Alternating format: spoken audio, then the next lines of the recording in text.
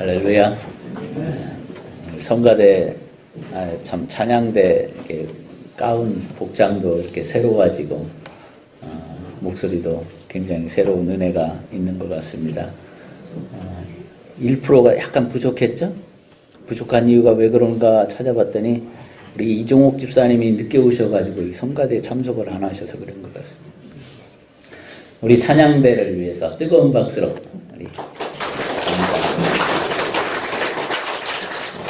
감사합니다. 늘 은혜로운 찬양 준비하셔서 하나님 앞에 영광 돌려주시고 성도들에게 은혜를 함께 나누어주시기를 바랍니다. 십자가 하면 떠오르는 단어 여러분들에게 무엇이 있습니까? 십자가. 여기 뒤에 강단에 십자가가 있죠. 십자가 바라볼 때마다 떠오르는 단어요. 갈보리 언덕 아니면 갈보리 산. 우리 성도들에겐 그러한 개념이 있지요. 그런데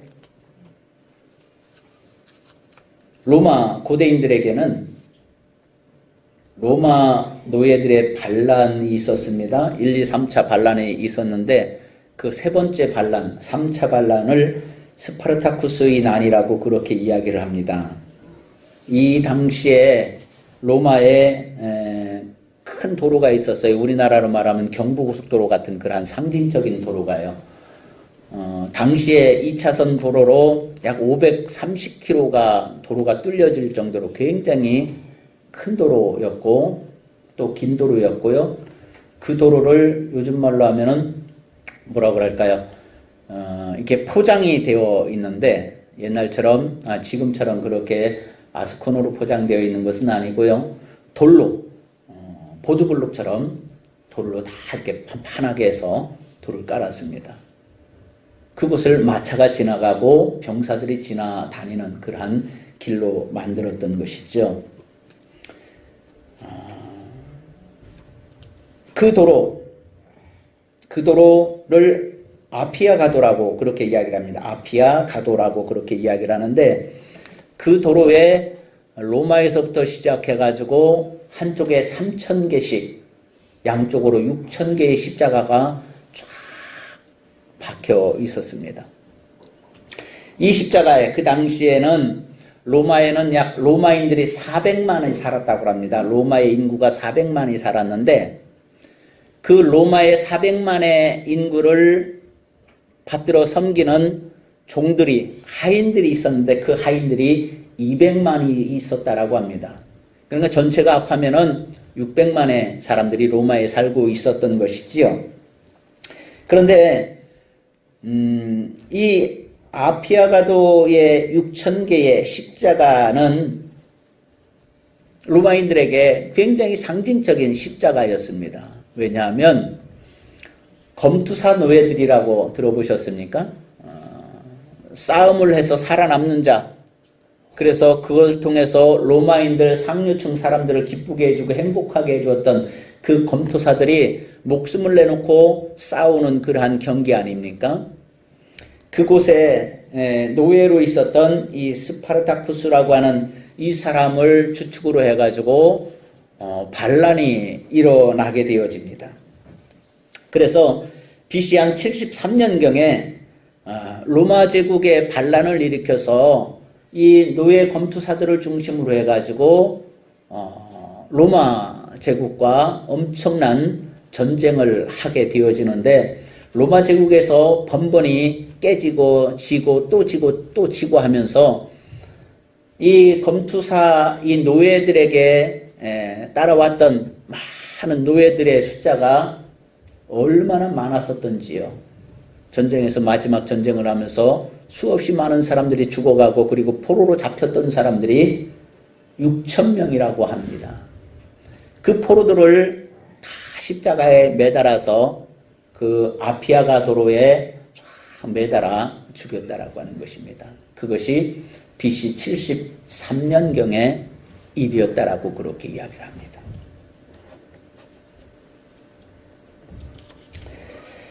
이러한 역사적인 사실을 알고 있으며 로마 시민권자였던 바울은 로마 제국 노예 제도에 정면으로 반하는 그러한 편지를 빌레몬에게 쓰는 것입니다. 빌레몬서는 한마디로 말하면 천국의 이야기라고 그렇게 말을 할 수 있을 것입니다. 빌레몬서는 바울이 로마 감옥에서 갇혀가지고 황제의 재판을 기다리고 있었던 그때입니다. 그곳에서 나이가 많이 들어서 로마 감옥에 갇혀가지고 황제의 재판을 기다리면서 바울은 내심 기대를 했습니다. 내가 황제 앞에서 재판을 받을 때 황제에게 복음을 전하리라. 그리고 그 당시에 사람들이 생각했던 세상 끝이라고 하는, 성경에도 나온 세상 끝까지 복음을 전하라고 하는 그 세상의 끝이라고 하는 것이 스페인이라고 하는 나라인데 프랑스 밑에 있는 나라이잖아요. 그곳이 세상의 끝인데 그 스페인까지 가서 복음을 전하는 것이 바울의 꿈이었습니다. 그러한 꿈을 꾸고 황제의 재판을 기다리고 있는데 이 오네시모라고 하는 사람을 알게 되어지고 이 오네시모라고 하는 사람과 만나게 되어지고 그를 제자로 삼게 되어지고 그의 사정을 들어보니까 사도 바울이 제자로 삼고 있는 이 빌레몬이라고 하는 사람의 노예로 살다가 도망 나온 사람이었습니다. 그 사람을 위해서 바울이 편지를 쓰는 것입니다.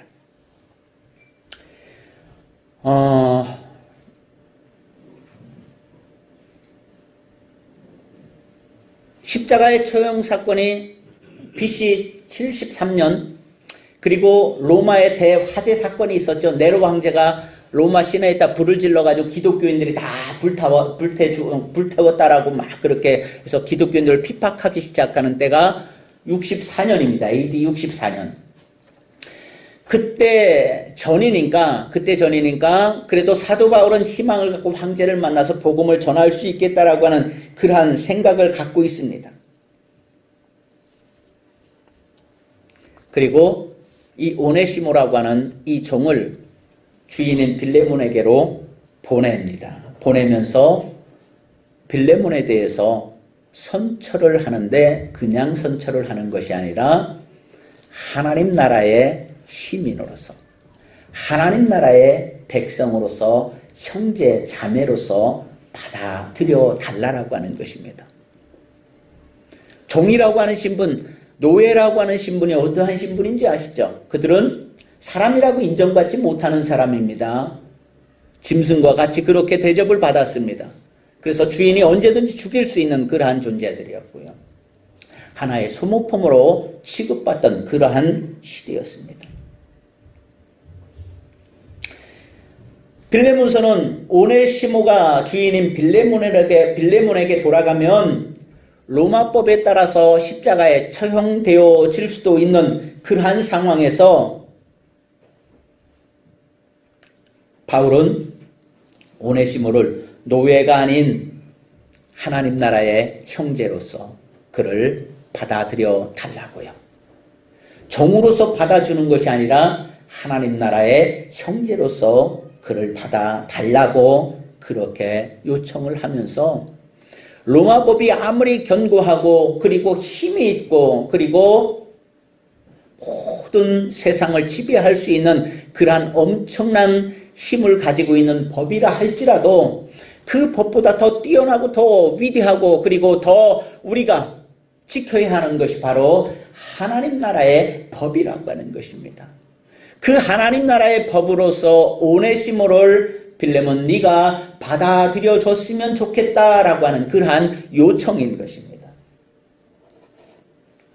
그러니까 오늘 빌레몬서는 사도 바울의 편지입니다. 목회 서신 빌립보, 에베소 이러한 그 서신들과 같이 사도 바울이 로마 감옥에서 쓰여진 책의 편지입니다. 그런데 이 편지는 다른 옥중 서신과는 다르게 굉장히 긴장감이 가득 서려 있는 그러한 편지입니다. 로마 감옥에서 바울이 편지를 쓰면은 그것을 교회마다 쫓아다니면서 편지를 전해주었던 사람이 바로 두기고라고 하는 사람인데 이 두기고를 통해서 이 편지를 지어주고 그리고 오네시모를 빌레몬에게 보내면서 쓰는 이 편지는 빌레몬이 어떻게 하느냐에 따라서 이 네 사람의 관계가 어떻게 변할 건지에 대해서 결정되어질 수 있는 그러한 편지였다라고 하는 것입니다. 편지를 써서 두기고를 통해서 빌레몬에게 보내는 바울도 긴장할 수밖에 없고, 왜냐하면 빌레몬은 로마 사람으로서 힘을 가지고 있고 그리고 종을 부리고 있고 그 오네시모가 빌레몬을 배신하고 도망친 노예이기 때문에 그는 로마법으로 십자가에 달려 죽여도 아무런 문제가 되지 않는 그러한 그것을 바울이 말릴 수가 없는 그러한 것인데, 그렇기 때문에 빌레몬의 마음을 돌리기 위해서 바울은 편지를 간절하게 쓰고 있는 것입니다. 편지를 쓰는 바울도 긴장할 수밖에 없는 것이고, 그리고 도망친 노예였던 이 오네시모는 빌레몬이 어떻게 생각하느냐에 따라서 자기가 죽을 수도 있고 살아남을 수도 있다라고 하는 그러한 절체절명의 위기의 순간에 처할 수 있게 되어지고, 두기고라고 하는 사람은 귀한 사명을 받고 쫓아갔는데 불구하고 편지의 내용대로 뜻대로 되지 아니하면 그가 받을 또한 상처도 어마어마했던 것이고, 빌레몬은 빌레몬의 입장에서 로마의 법을 어기고 로마의 법을 덮어두고 하나님의 나라의 그 법으로 빌레몬을 받아들인다라고 하는 것, 그것은 우리 이조 시대에 하인을 아니면 백정을 양반이 받아들여서 자기의 친구로 삼는 것과 매한 가지, 아니면 백정을 자기 양반이 받아들여서 자기와 사돈을 맺는 것과 같은 그러한 입장에 처해 있는 것입니다. 그렇기 때문에 빌레몬은 그가 어떻게 결정하느냐에 따라서 오네시모의 목숨은 둘째치고 사도 바울까지도 잘못하면 위협을 당할 수도 있었다라고 하는 그러한 상황인 것이죠. 그래서 사도 바울이 오늘 본 말씀이 그 편지인데, 오네시모를 위해서 간구하는 그 내용인데, 이 편지를 어느 신학자가 이렇게 정리를 해서 글을 썼습니다. 이 글에 동의하면서 제가 여러분들에게 편지 한 통을 읽어드릴게요. 오늘 본문 말씀입니다. 본문 말씀을 이렇게 재해석한 것입니다. 친애하는 나의 제자 빌레몬, 예수 그리스도의 복음을 전하다가 로마 감옥에 있는 내가 나의 제자인 내게 어떠한 명령을 해도 너는 기꺼이 나의 말을 들어줄 것이라 믿는다. 그러나 내가 명령이 아닌 사랑으로 너에게 간곡히 부탁하려 한다. 너도 알다시피 내가 이제 연로하고 감옥에 갇혀있는 상황으로 이렇게 힘든 형편임에도 불구하고 나의 믿음의 아들 된 너의 종이었던 오네시모를 위해 부탁을 하나 하고자 한다. 너에게서 도망쳤을 때 오네시모는 너에게 유익이 되지 못하는 종이었을 것이다. 그런데 지금의 오네시모는 오히려 나에게까지도 유익이 될 정도이다. 내가 너에게 이렇게 유익한 사람이 된 오네시모를 두기고와 함께 너에게 돌려보내려는 것이다.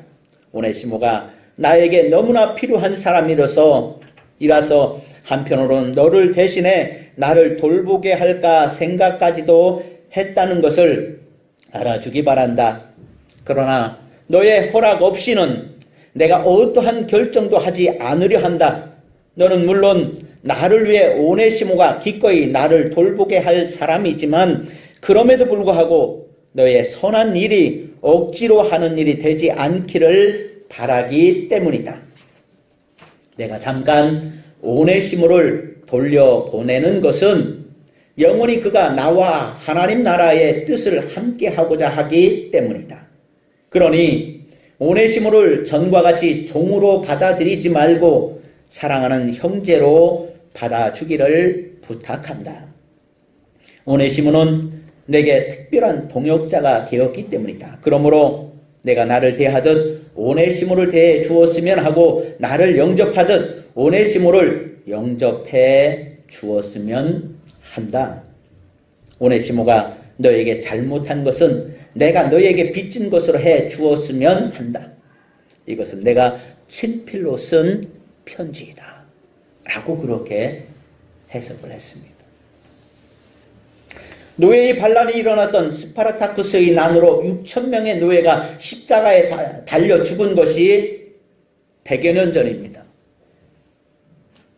그렇게 오랜 세월은 아니지요. 아직도 노예 제도가 든든하게 서 있고 그 노예 제도로 인해서 로마가 움직이고 있는 것입니다. 그렇기 때문에 이 로마법의 노예에 대한 그 법에 대해서는 모든 로마인들이 다 따를 수밖에 없는 그러한 법인 것입니다. 이처럼 로마법은 강력했습니다. 지키면 안 되는. 그런데 더 어려운 것이 있었습니다. 그것이 무엇이냐면 노예들이 로마의 주인을 살해하는 사건이 일어났습니다. 그 사건이 일어났는데 그 사건 때문에 로마 정부에서 그 집에 노예들이 400명이 있었는데 그 400명의 노예들을 다 처형하는 사건이 얼마 전에 있었던 그러한 사건이었습니다. 그러니까 로마인들에게 있어서 노예법, 로마인들에게서 반란을 일으키고 도망치거나 아니면 주인에게 반기를 드는 그러한 노예들은 철저하게 응징하고 죽여야 된다라고 하는 것, 그것이 모든 로마인들이 갖고 있는 그러한 생각이었고 또한 로마 제국이 갖고 있는 그러한 강력한 의지였습니다. 그런데 오네시모는 주인인 빌레몬을 배반하고 달아난 도망친 노예였다라고 하는 것입니다.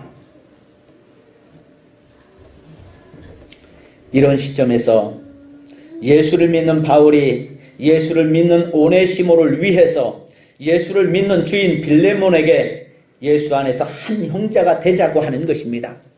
이것은 로마 제국의 법을 천국의 법으로 극복해 보자라고 하는 것입니다. 현실의 법을 천국의 법으로 극복해 보자라고 하는 것입니다. 사랑하는 성도 여러분, 우리 대한민국에도 헌법과 법률과 명령과 조례와 규칙이 아주 튼튼하게 있습니다. 그것을 모두가 다 지킴으로 말미암아 우리는 평등하게, 안전하게, 그리고 행복하게 살아갈 수 있는 기반이 되어지는 것입니다. 그런데 종종 그 법을 어김으로 말미암아 우리에게 상처를 주는 사람들이 있습니다. 그 법을 어김으로 말미암아 우리에게 심각한 타격을 주는 사람이 있습니다. 그 법을 어김으로 말미암아 우리의 사회적인 아니면 내 삶의 존재의 기반을 흔들어 놓는 그러한 사람들도 있습니다. 그들에 대해서 우리 그리스도인들은 내가 천국의 시민이라고 한다면 그가 예수를 믿고 회개하고 하늘나라의 백성으로서 인침을 받은 청함을 받은 그러한 자라고 한다면 세상의 법이 그러할지라도 나에게 손해를 끼친 그러한 사람일지라도 우리는 그리스도의 사랑으로 하나님 나라의 시민으로서 그를 감싸주고 받아들여 줄 수 있는 그러한 사랑의 법을 품고 살아갈 수 있느냐, 그것을 우리에게 질문을 하고 있는 것입니다. 사도 바울은 빌레몬에게 그것을 요청하는 것입니다.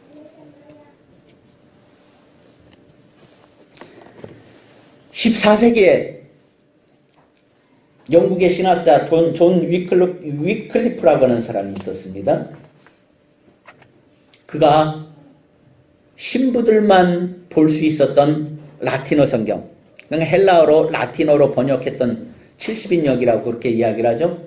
그 라틴어 성경은 공부했던 그 신부들만 볼 수 있었습니다. 대부분의 모든 사람들은 다 문맹이었기 때문에 글을 읽을 수가 없었기 때문에, 더군다나 라틴어는 더군다나 고대어였기 때문에 더 볼 수가 없었기 때문에 사람들은 성경을 저도 읽을 수가 없었습니다. 그런데 이 위클리프라고 하는 사람이 그 라틴어 성경을 영어 성경으로 번역을 했습니다. 번역을 하면서 그가 그렇게 이야기를 합니다. 뭐라고 이야기하냐면 라틴어 성경이 드디어 모든 사람이 읽을 수 있도록 영어로 번역되었다. 이제 of the people, by the people, for the people을 위한 통치가 가능해질 것이다. 라고 하는 말을 했습니다. 우선 많이 들어본 이야기잖아요. 그 이야기가 500년이라고 하는 세월이 지난 후에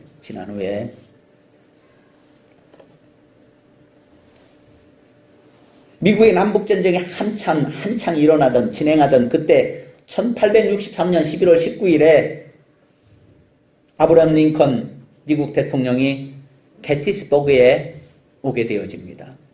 그 게티스버그에는 남북전쟁을 통해서 죽은 그 병사들을 매장하는 그러한 우리나라로 말하면 국립묘지와 같은 그러한 곳입니다. 국립묘지 봉안식을 하는 그 자리에 와가지고 연설을 하게 되어집니다.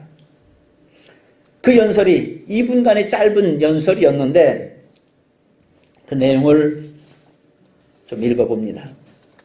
지금으로부터 87년 전 우리의 선조들은 이 대륙에서 자유 속에 잉태되고 모든 인간은 평등하게 창조되었다는 명제에 봉헌된 한 새로운 나라를 탄생시켰습니다.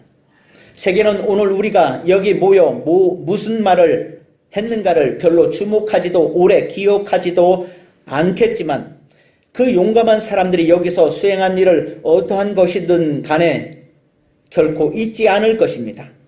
그들이 싸워 그토록 고결하게 전진시킨 그러나 미완으로 남겨진 일을 수행하는데 헌납되어야 하는 것은 오히려 우리들 살아있는 자들입니다. 우리 앞에 남겨진 그 미완의 큰 가업을 다하기 위해 지금 여기 이곳에 바쳐져야 하는 것은 우리 자신입니다. 우리는 그 명예롭게 죽어간 이들로부터 더 큰 헌신의 힘을 얻어 그들이 마지막 신명을 다 바쳐 지키고자 한 대의에 우리 자신을 봉헌하고 그들이 헛되이 죽어가지 않았다는 것을 굳게 다짐합니다. 신의 가활에 이 나라는 새로운 자유의 탄생을 보게 될 것이며 인민에 의한 인민을 위한 of the people, by the people, for the people의 정부는 이 지상에서 결코 사라지지 않을 것이다. 라고 그렇게 연설을 했습니다. 로마 제국의 시민인 사도 바울이 로마 제국의 시민은 빌레몬을 변화시키기 위해서 그렇게 편지를 간절하게 간곡하게 썼듯이 또한 사도 바울의 서신을 위클리프가 읽은 다음에 모든 백성들이 읽을 수 있는 성경을 라틴어를 영어로 번역하면서 그가 했던 그 말을 500년이 지난 뒤에 아브라함 링컨이 다시 그 말을 받아서 국민을 위한 그 나라, 그 정부는 결코 사라지지 않을 것이다라고 하는 그러한 위대한 연설을 할 수 있었던 것.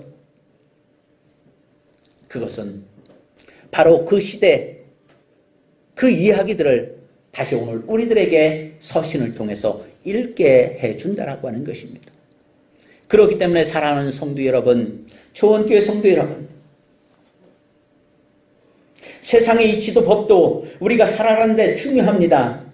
또한 그보다 더 중요한 것은 하나님 나라의 사랑의 법 안에서 형제 자매에 대한 소중함이라고 하는 것입니다. 성도들을 귀하게 여기시기를 바랍니다. 사도 바울은 오네시모를 살리기 위해서 애절한 마음을 담아서 큰 힘을 가지고 있는, 자기 제자이기는 하지만 그러나 세상의 법과 그리고 제도에 의해서 큰 힘을 가지고 있는 빌레몬을 설득시키기 위해서 간절한 마음으로 편지를 써서 사랑을 전하듯이, 사랑하는 성도 여러분, 우리 하나님을 믿는 그리스도인들은 세상의 법도 중요하고 세상의 이치도 중요하지만 그보다 더 중요한 것이 하나님 나라의 백성으로서, 하나님 나라의 형제 자매로서, 천국의 시민으로서 그 사랑을 가지고 형제들을 사랑해 주는 것이다라고 하는 말씀입니다. 사랑하는 성도 여러분, 내가 천국의 시민임을 믿을 수 있기를 바랍니다. 그 믿음으로 옆에 앉아있는 내 형제를 한번 보시기를 바랍니다. 그 사랑하는 보시길 바랍니다. 그리고 그렇게 말씀해 보시기 바랍니다. 천국의 시민으로 바라보니 더욱 사랑스럽습니다.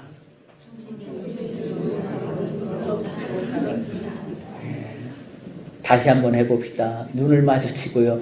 천국의 시민으로 바라보니 더욱 사랑스럽습니다. 바울이 빌레몬을 사랑한 것처럼 빌레몬이 로마법을 극복하고 천국의 법으로, 천국의 사랑의 법으로 오네시모를 사랑하고 오네시모를 형제로 받아 주었던 것처럼, 바울이 오네시모를 사랑한 것처럼 주의 사랑으로 초원교회 성도 여러분들을 사랑합니다. 주의 이름으로 축복합니다. 기도하시겠습니다. 하나님 아버지, 고맙습니다. 바울의 그 사랑, 그 눈물 어린 사랑, 그 애절한 사랑, 그 절절한 사랑을 우리가 빌레몬서를 통해서 읽습니다. 오늘 우리에게 들려주는 그 사랑의 음성을 우리가 가져 기쁨고 하늘나라의 시민으로서, 천국의 시민으로서 우리 형제 자매를 아끼고 사랑하고 내가 용납해 줄 수 있고 품어줄 수 있는 거룩한 성도의 삶이 되어지도록 축복해 주옵소서. 예수님의 이름으로 기도하옵나이다. 아멘.